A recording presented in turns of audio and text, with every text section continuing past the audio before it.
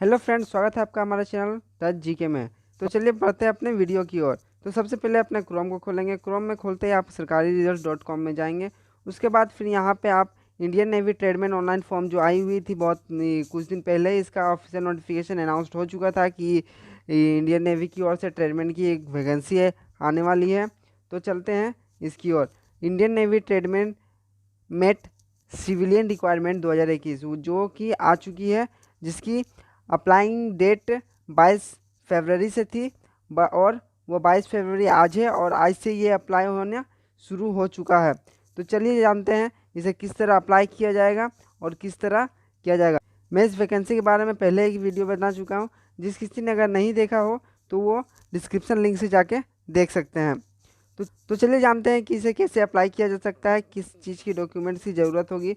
मैंने तो वैसे भी सारे डॉक्यूमेंट्स मैंने अपने प्रीवियस वीडियो में बता चुका हूँ कि किस टाइप के डॉक्यूमेंट लगेंगे, कौन इसे अप्लाई कर सकता है। तो चलिए जानते हैं कि इसे कैसे अप्लाई किया जा सकता है।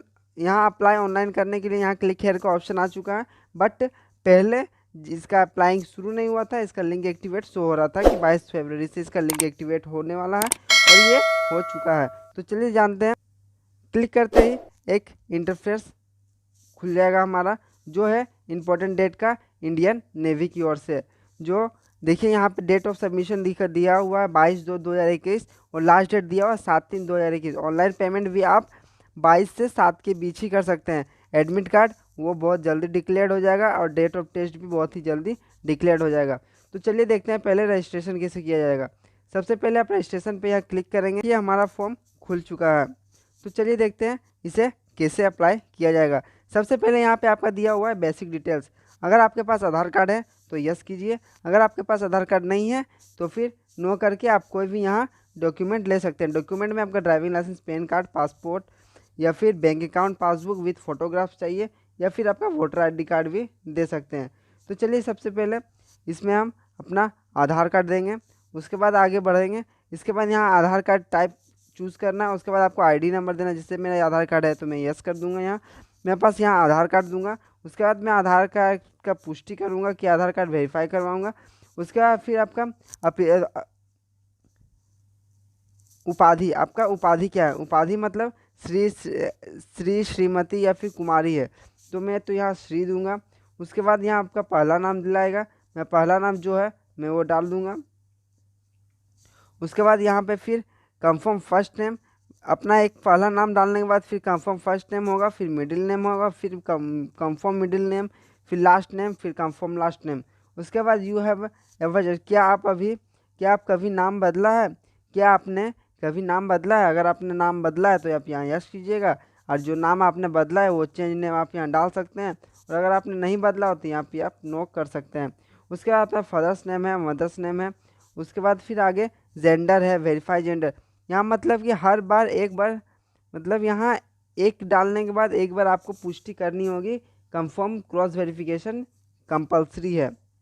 उसके बाद फिर आप यहाँ कैटेगरी डाल सकते हैं, फिर आप कैटेगरी को वेरीफाई कर सकते हैं और फिर यहाँ आगे बढ़ सकते हैं अदर डिटेल्स की ओर।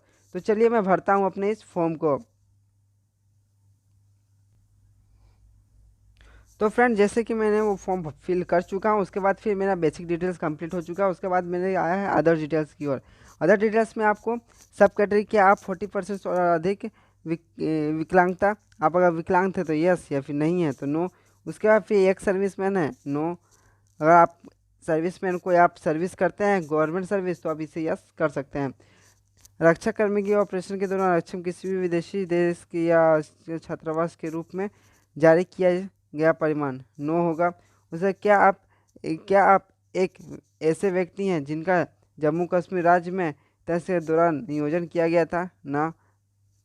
उसका क्या आप केंद्र सरकार के पदों के 3 वर्षों की निरंतर सेवा के एक साथ इसमें भी आपका नो ही होगा। क्या आप क्या आप एक श्रेष्ठ खिलाड़ी हैं। अगर आप स्पोर्ट्समैन हैं प्रीवियस में, अगर आप प्रीवियस में स्पोर्ट्समैन रहे होंगे तो आप यस कीजिएगा, या फिर अगर नहीं है तो फिर नो कीजिएगा। अगर आपके पास सर्टिफिकेट है यस कीजिएगा, तो फिर आपको यहाँ सर्टिफिकेट के लिए वेरीफाई किया जाएगा। बट अब मेरा नो है तो मैं नो करूँगा। यहाँ पे मैं डेट ऑफ बर्थ डालूँगा अपना।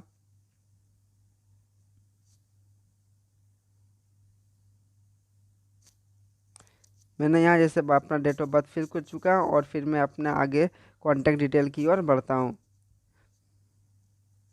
कॉन्टैक्ट डिटेल में आप यहाँ अपना कॉन्टैक्ट डिटेल यहाँ आप देखिए 2 ठो ग्रीन हो चुका। अब मेरा है कॉन्टैक्ट डिटेल।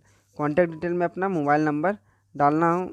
उसके बाद फिर मुझे OTP आएगा और ईमेल आईडी डालूंगा। उसके बाद मेरा एक OTP आएगा।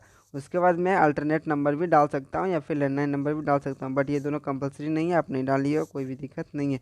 तो चलिए मैं अपना मोबाइल नंबर डालता हूँ और ईमेल डाल के वेरीफाई करता हूँ। तो फ्रेंड्स जैसे ही मैं यहाँ OTP डालूंगा, ये OTP यहाँ पे मेरा वेरीफाई हो जाएगा। और वेरीफाई होते ही आप यहाँ आपको ऑर्डर यहाँ सबमरी दिखेगा। सबमरी में आपको क्लिक करते ही आपका वेरीफाई सक्सेसफुल हो जाएगा। जैसे कि मैं यहाँ क्रॉस करता हूँ, यहाँ आपको दिखेगा समरी में आपको जाते ही फाइनल सबमिट आप दे देंगे। सबमिट देते ही आपको आपके मोबाइल में और आपके जीमेल में एक वेरिफिकेशन एक आईडी नंबर और उसका पासवर्ड आपका ईमेल और रजिस्टर्ड मोबाइल नंबर में जाएगा। उस ईमेल और उस आईडी को और पासवर्ड को आपको इस जगह पे फिल करना होगा। मैं आपको दिखा देता हूँ।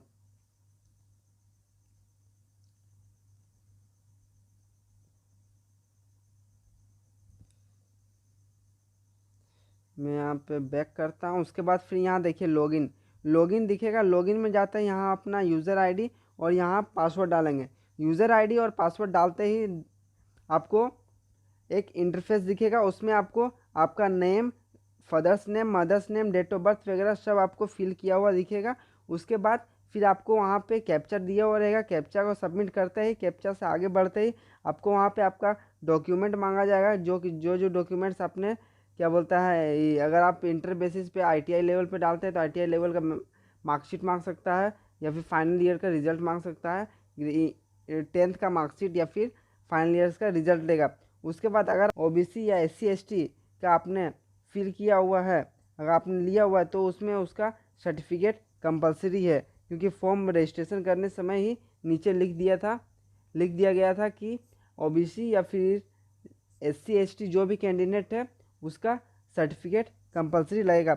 उसके बाद आगे बढ़ते ही उसके बाद आपको फ़ोटो और सिग्नेचर का कॉलम दिया हुआ रहेगा। उसमें आप अपना फ़ोटो और सिग्नेचर को अपलोड कर दीजिएगा मिनिमम 20 to 50 KB के अंदर। उसके बाद आपको पेमेंट का ऑप्शन आएगा। पेमेंट का ऑप्शन में जाते ही आप वहाँ पे अपना UPI से पेमेंट कर सकते हैं, डेबिट कार्ड, क्रेडिट कार्ड या फिर नेट बैंकिंग यूज़ करके आप अपना 225 रुपया, जो कि यहाँ पे लिखा हुआ है जनरल और OBC के लिए 225 रुपया और SC/ST के लिए कोई भी फ़ी नहीं लगेगी। तो फिर आप इसको अप्लाई करके फॉर्म फिलअप कर सकते हैं। पेमेंट करके, पेमेंट अगर आपका सक्सेसफुली हो जाता है तो फिर आपका फॉर्म ऑनलाइन हो जाएगा। उसके बाद उसमें जो आईडी और पासवर्ड आपने आपका जो मोबाइल और जीमेल में रखा मिला है उसको आप अच्छी तरीके से रखेंगे, क्योंकि एडमिट कार्ड निकालने के समय वही आपका कंपलसरी रहेगा। एडमिट कार्ड निकालने के समय आपको आईडी और पासवर्ड मांगेगा। तो फ्रेंड्स आज के लिए इतना ही। अगर ये वीडियो आपको अच्छी लगी हो तो इस वीडियो को लाइक करें, शेयर करें और सब्सक्राइब करें। धन्यवाद।